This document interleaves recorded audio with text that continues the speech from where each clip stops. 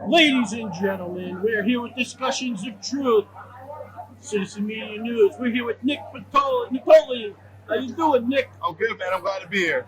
We had an opportunity of interviewing your partner right before you guys became big at CPAC. Oh, wow. Blow. Awesome. That's my Hey, brother. give us a couple of beats, man. Open the show with a couple of beats. Hit it. I mean, you guys put me on the spot. I don't got anything ready for you, but Give me a couple of lines in your song. they put a target on my back, but they targeting your kids. They don't even need to ask, because you all know what it is. Yeah, that's why I keep it strapped, and I'm always about my business. This agenda's got to stop, because they know we gonna win when they target. Yeah, they target at. Yeah! Jersey in the house. Put me on the spot, bro. Put me on the spot. I know, it's like, oh! Jersey in the house. That's right, brother. Jersey in the house. Italian strong. That's right, Italian stallion, brother.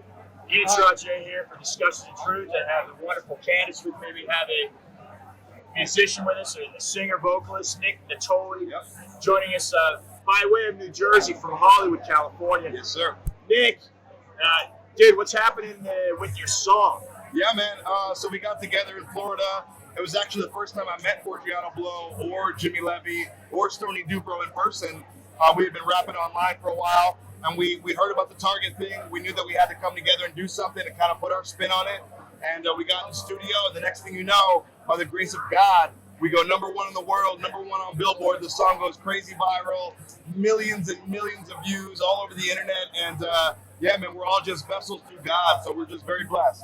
That's insane. What was it, Nick, that brought you to say, hey, look a second, I'm going to create a song about what's going down in the country right now? Well, dude, I tell people this all the time. Like, I made a song about adrenochrome. I made a song about Hillary Clinton. I made a song about, the Epstein situation. And none of those songs went fucking viral. So for me, it was like, I do a song like this every day of the week. But I got lucky on this one. It was the right time with the right people, and everything came together. And boom, like an explosion, man. It just went crazy. Is the country, is America, is it officially a banana republic now in your view? Unfortunately, man, we're trying to get it to not be a banana republic, but it is, unfortunately, yes. Let me just be straight up here. We got an Italian here. We got 2 Italians. Candace is a badass. I'm a badass, I suppose. Anyway, Jury's still out on that. Jury's still out on that. Hey, what? Trump said he was a prize fighter. Oh, That's true. yeah? Oh, you met Trump? Nick, just the background, Yeah. folks are on media. Yeah. Okay, so in 2020, I was in Doral and befriended the Google whistleblower, Zach Voorhees. Okay. And we got into a private fundraiser for the president before the Awesome. NBC town hall meeting. The next thing you know, we're working the room and we were talking to Tiffany Trump. And I looked Tiffany square in the eye, just like I look at you right now, and I said, take this message to your father. He went to the NBC town hall that night and came back. We were still hanging out in Doral. Zach and I were with his high-level donors in the Palm Beach, South Florida area. And she walked her father right in the room, Secret Service swarm. Probably 200 people there, like 100 Secret Service, 50 to 100 Secret Service. They swarmed the room. The president comes, ladies and gentlemen, the president of the United States of America. Literally, that's how it was announced. The president came walking into the restaurant. He walked right up to Zach. I'm on the other side of the room, so I didn't hear the exchange. Tiffany walked right to Zach. Tiffany did exactly what I asked her to do.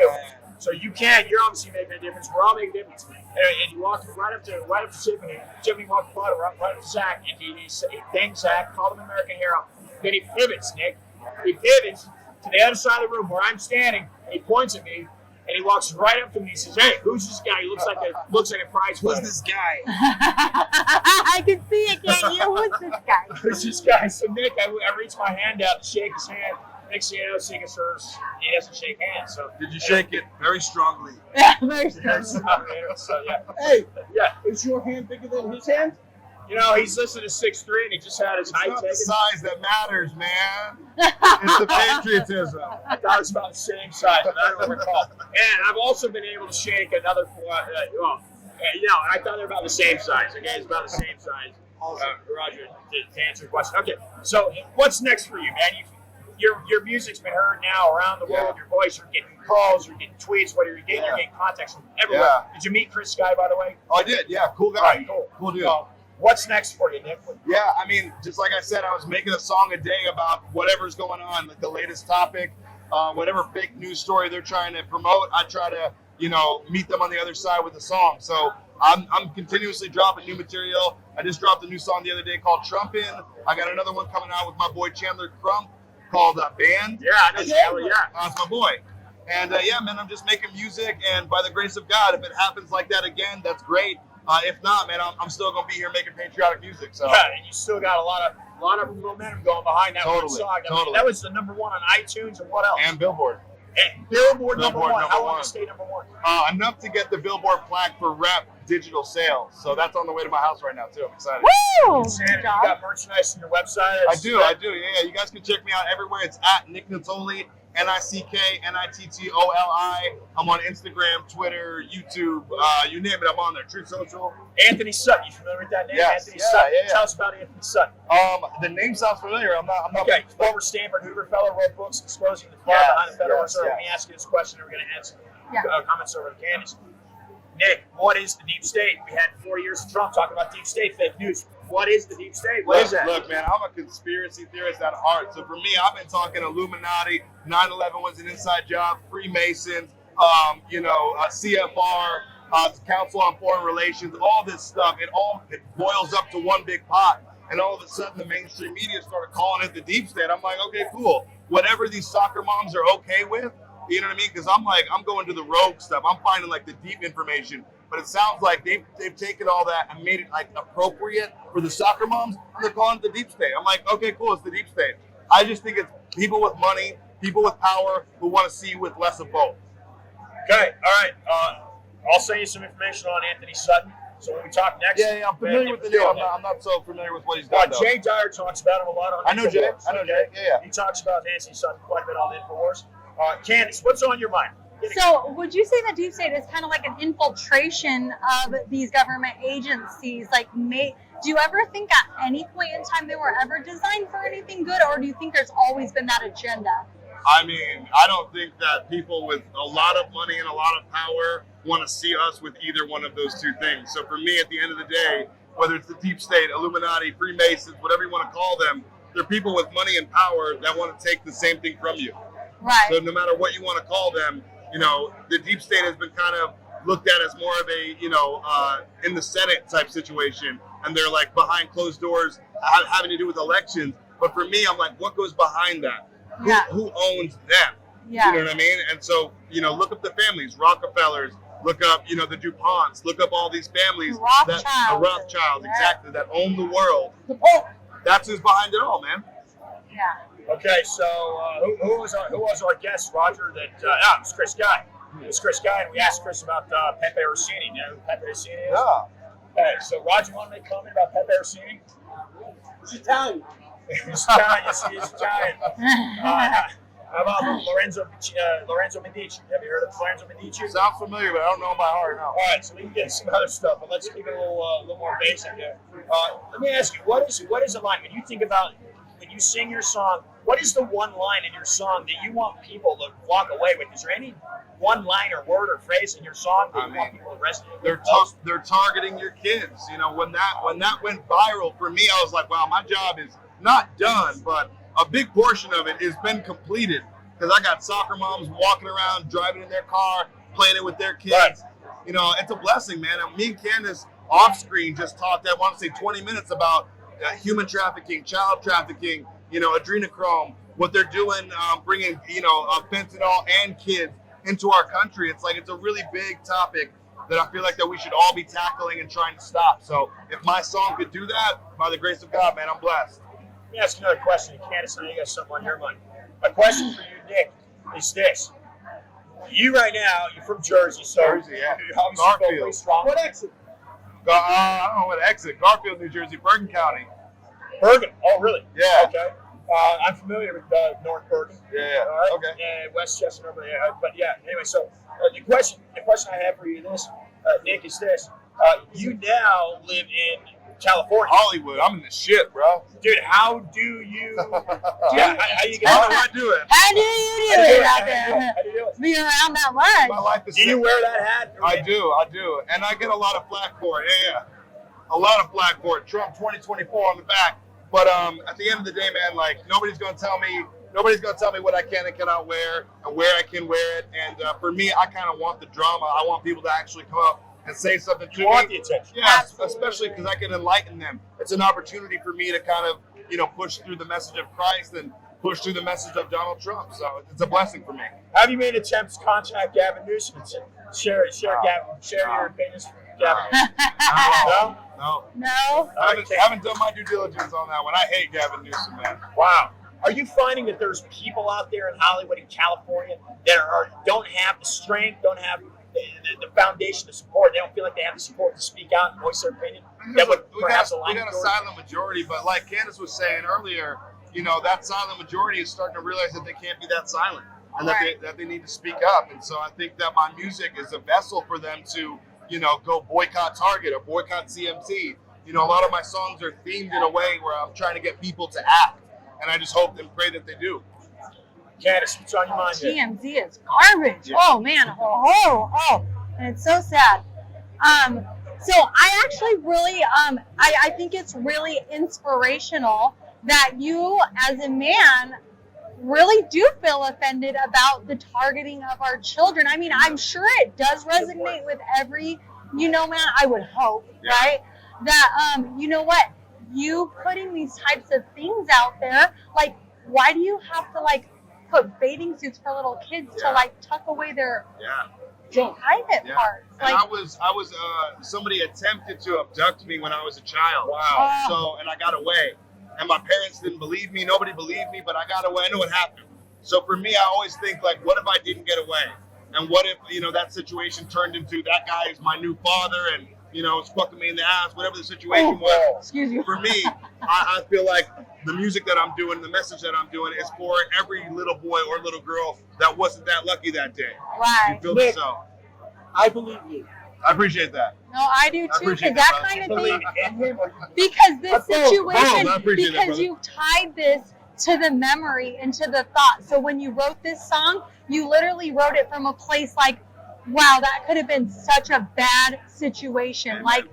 And and we know, especially I'm so glad The Sound of Freedom came out to a theater everywhere in the United States where you how did you feel about The Sound of Freedom coming out? That was a very powerful movie. I went on the opening day, July 4th, and watched it with my fiance, and she was just bawling the whole time. And it's a very powerful movie. I encourage all of your viewers and listeners to go check it out. And it's a powerful message, and that's the kind of movies that make me want to go home and write a new song and get that emotion out. So just like I said, man, not every kid is as lucky as I am. I'm humble enough to say I got away.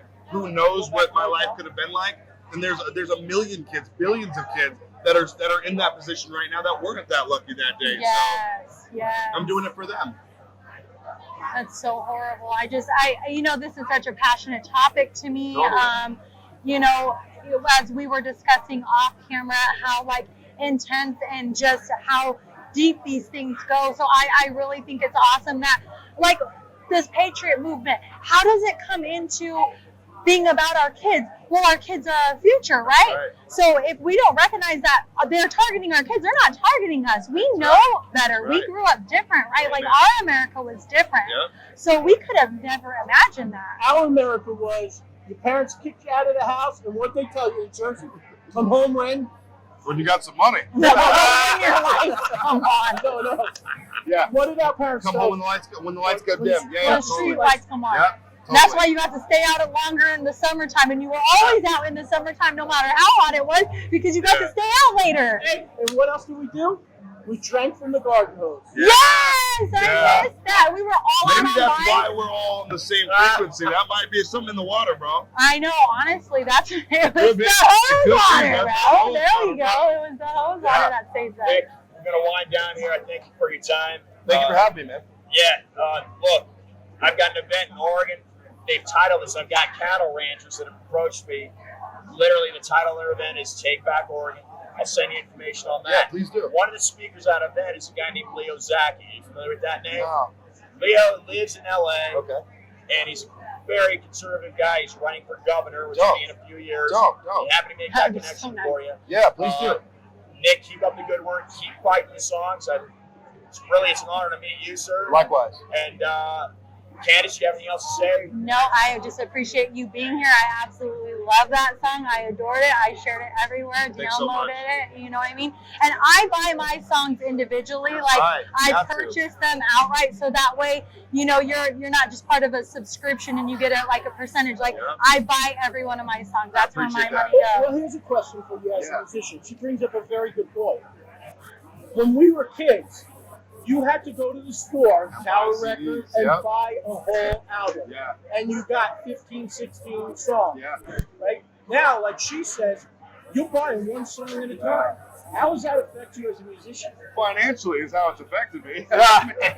He's doing okay. Yeah, I mean, at the end of the day, man, like, I feel like when you went and bought that album and you got the cover art and you saw the pictures of the artist, you became closer to that artist. It You was be- so much better. You I'm became sorry more it was. personal. So now they're trying to get you to back up away from these artists so that you don't march in the streets for people like Michael Jackson. So you're not really getting behind people like Prince. And they've kind of done that. And so they're depersonalizing the experience for you. So, you know, I'm blessed that people went and bought my song. But it's really hard right now because albums are not selling. It's all about singles.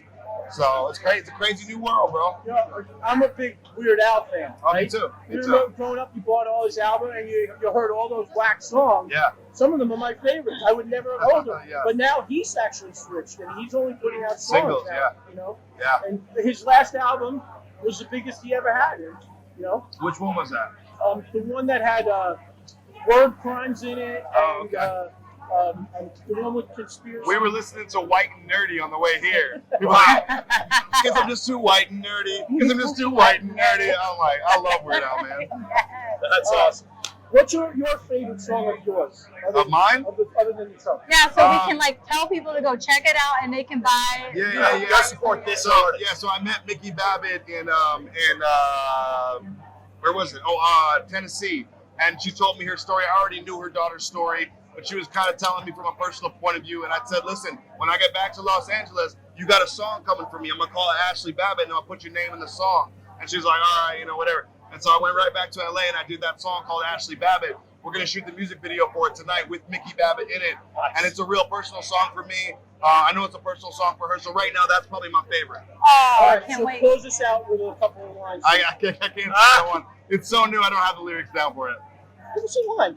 I got nothing for you. I said, shout out Mickey. We can never feel your pain, but just know your daughter's life won't be taken in vain. There you go. Nice. That was good. That Thank was you, good. man. Thank you, man. Appreciate you guys. Appreciate you. Fun.